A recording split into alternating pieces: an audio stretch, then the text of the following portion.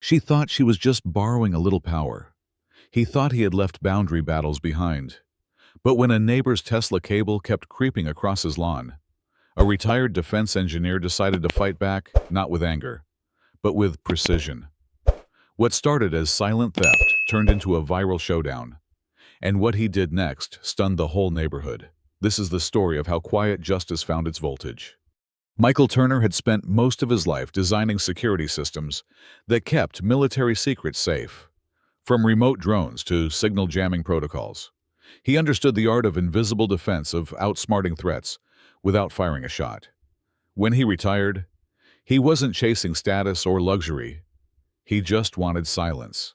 He found it in a small Colorado suburb called Maple Ridge.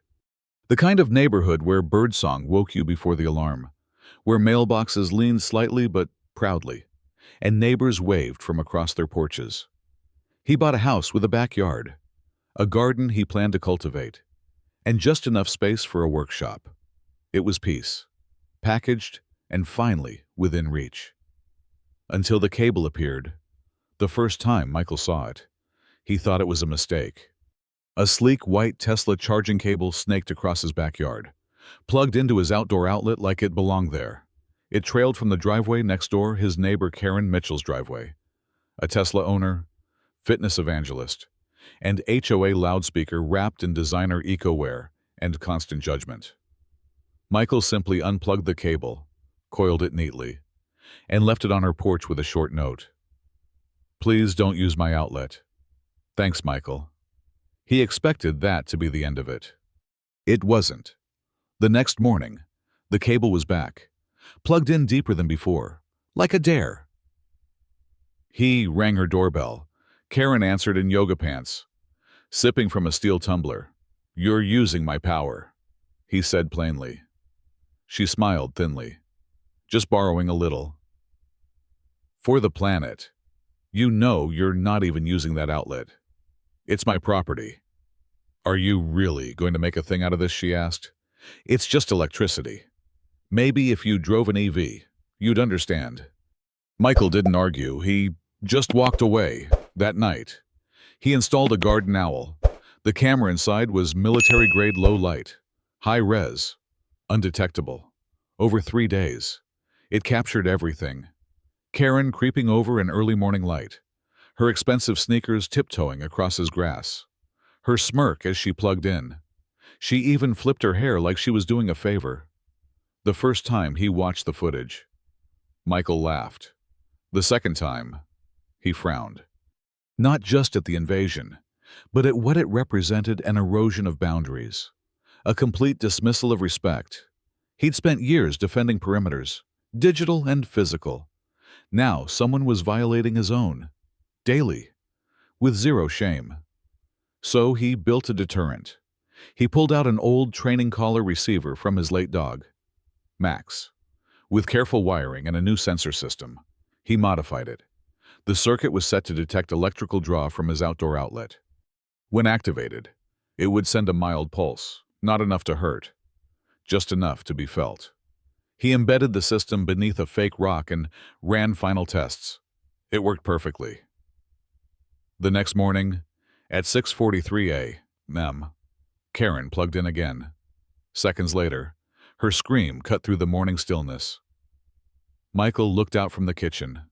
Karen stood frozen, coffee spilled down her sleeve, staring at the cable like it had bit her.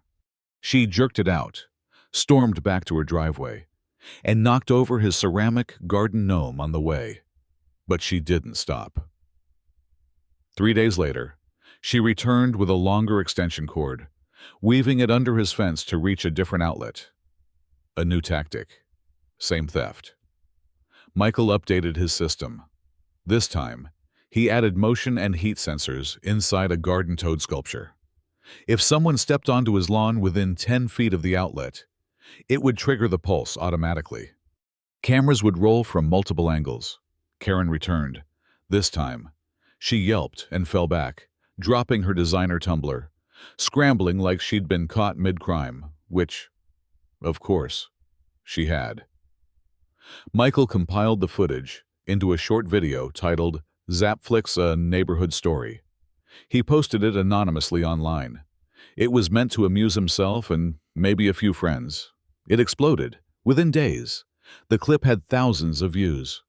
Comments poured in, some cheering, others debating legality. But the message was clear. People were tired of entitled behavior and rooting for the quiet man who fought back without yelling.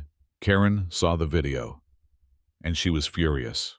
She filed a formal complaint with the HOA. She accused Michael of harassment, illegal surveillance, and electrical tampering.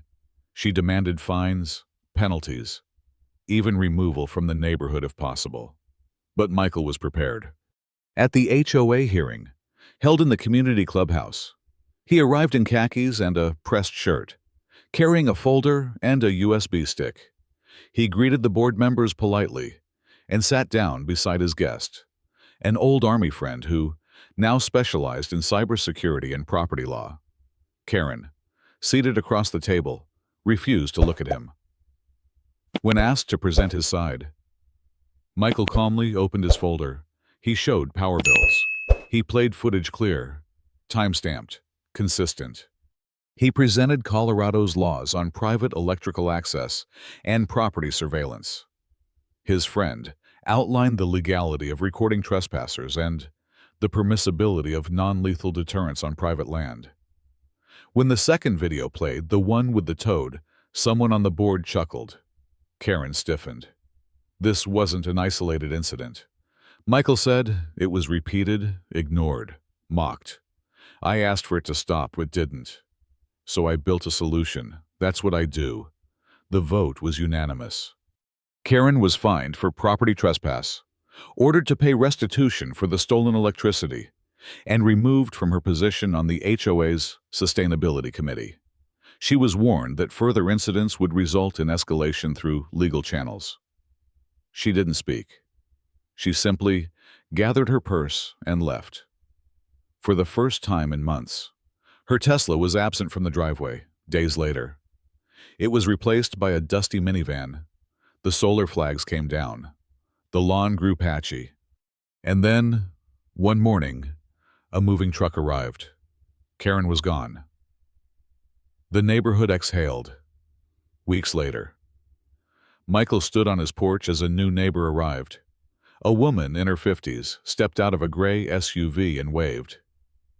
"Hi there," she said.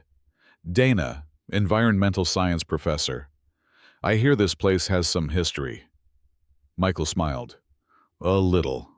But you're safe. The lawn only bites when you steal power." They laughed. Dana handed him a basket of banana bread. Peace had returned to Maple Ridge. Not because someone lost, but because someone stood. Michael never sought revenge. He wanted respect. And in a world where lines keep getting blurred, sometimes you have to draw one sharp enough to be felt.